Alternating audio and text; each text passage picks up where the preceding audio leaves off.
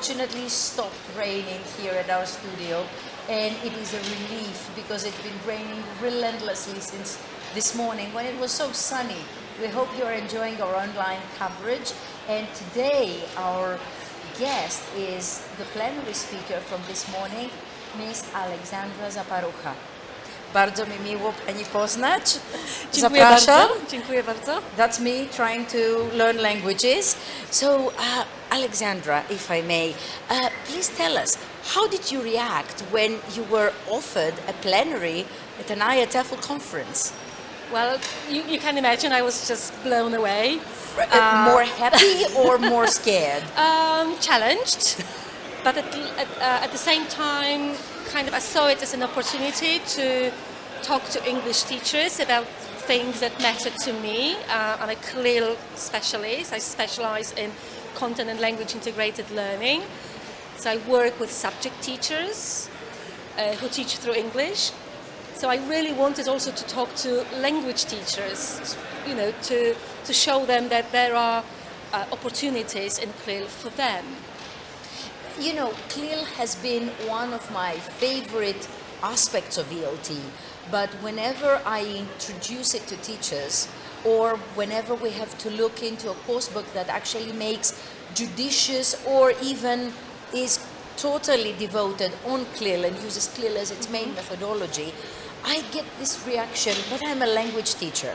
I cannot be asked to teach English through geography. So you're also a geography teacher, Yes. if I remember Yes, correctly. correct. Could you tell us a little bit, how would you reply to this comment? Well, in my plenary, I really try to make show that this is a big thing. Subject teachers are language teachers, and language teachers are also content teachers. So I wouldn't like to look at teachers as like two separate groups that have nothing to do with each other, nothing in common. On the contrary, as a geography teacher, I have always been responsible for teaching the language of geography, terminology. This is a key point that you have touched on. That's As a child, language. I Yes. used to be so confused.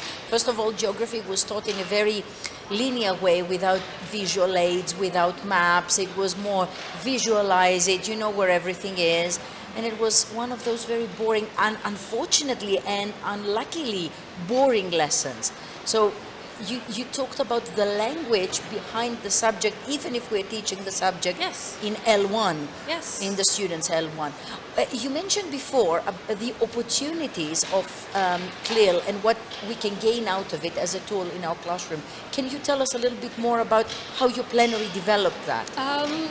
You know, one of the things that I can do as a geography teacher is to work with every other subject specialist in my school. But not with language teachers, like foreign language teachers. Like language curriculum is kind of completely separate.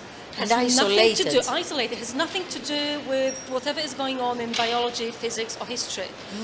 Whereas I can have a workshop done together with a biology teacher and chemistry teacher and history teacher. We can find common grounds, and students can see that.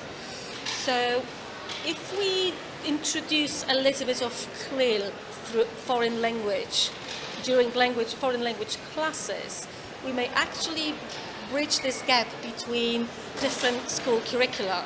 But then we get countries, and I'm not sure how exam-oriented Poland is, but I know that in Greece we are very exam-oriented. Oh, yes. Sometimes we tend to miss the forest for the tree, so it's more important to get the certificate than to actually be able to speak the language.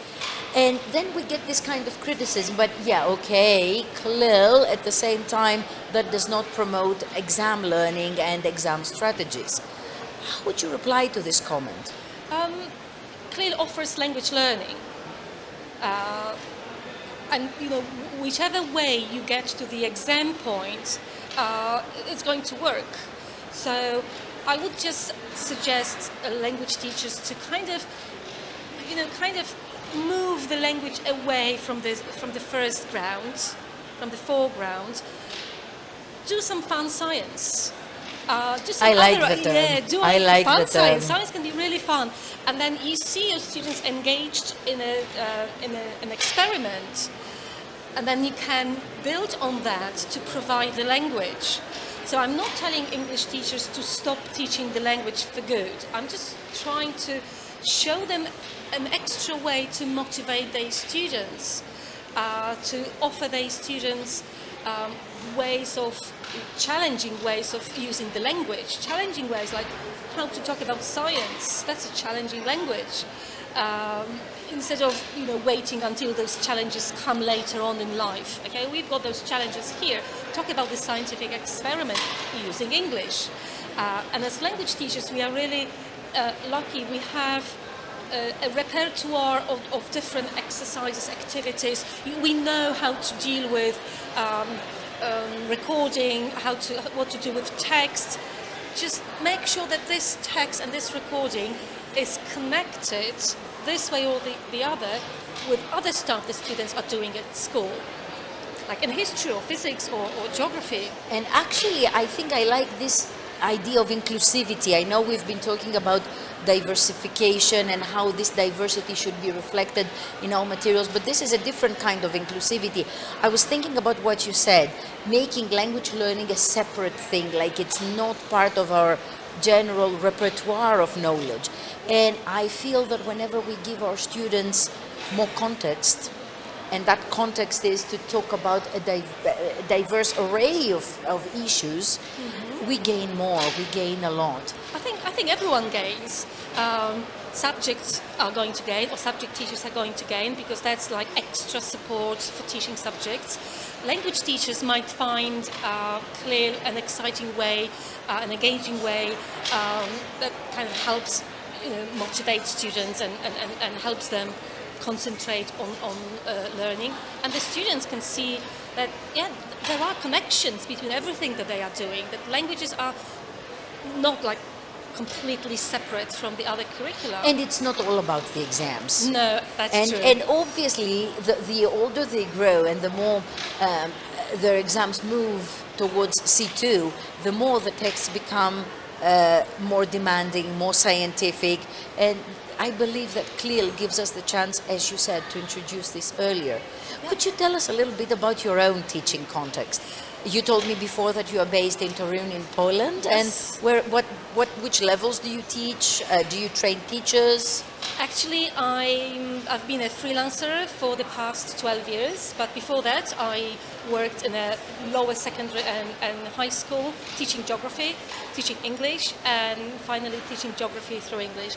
But now I mainly deal with subject teachers who come to the training panicking because they have no idea how to deal with language, foreign language in their teaching. So we just teach them like usual EFL stuff, how to break language down, and we are trying to give them more confidence in those terms. So I train mainly CLIL teachers, but also I do general methodology trainings.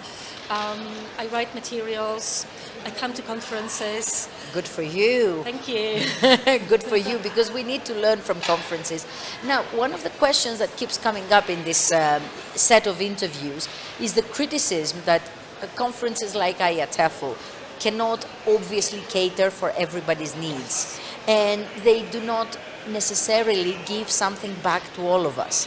How do you feel about that? Do you believe that these conferences might not be related to some people's teaching context? This kind of rings the bell. People come to my training, and then what? Can I actually provide something for everyone? So what I would say is, well, I know I cannot provide everything for everyone all the time, but it is my participants' task to find one thing, two things, or three things that they are going to take from the course. It might be something little, but if they take nothing, I might blame myself, but I would also look at the other side. How much effort have you done, and have you come to my training with your mind closed, or have you come to my training with your mind open to the new ideas coming? So I think a conference like this it's kind of the same, just on a bigger scale. So I would say that it's my task as a participant to go to the workshops that I think are going to give something to me and pick up one little thing here or there. And it's okay if all the other stuff is not relevant, because it just cannot be relevant to everyone all the time. Of course, and obviously IATEFL does not only think of my teaching context, of course, or yours, or our countries. It has to think of the international scale, and I'm very happy because IATEFL tries to keep up with the trends and include things that might be just coming up in our vocabulary. Yes. Which brings me to one of our favorite questions. Of course, you know that tomorrow we are starting to introduce a new tradition, an old tradition coming back, and this is the interactive plenary, which is on the future trends of ELT, the future directions of ELT. Anything you would like to predict for the future? Do you see any changes? I think it's very difficult to predict things like that, but this question brings me back to 2013 when I came here first for IATEFL. It was also Liverpool. Yes, it was. So 6 years later, and CLIL is in a plenary session. And 6 years ago, I wouldn't even think about, me doing plenary, but also having or listening to a plenary on CLIL, because it was kind of there, but we were not very comfortable with that. Now CLIL is on the stage, so things do happen, and I hope that CLIL is going to stay. We all do. Yeah, and that we just need to make sure that everyone is more comfortable with it. And that it is part of the mainstream education of teachers, so that it can be comfortably used. Yes, that's true. Dziękuję bardzo. Dziękuję. My pleasure. And thank you so much for being here and being tuned on our channel. Goodbye for a little while and see you again for the next interview.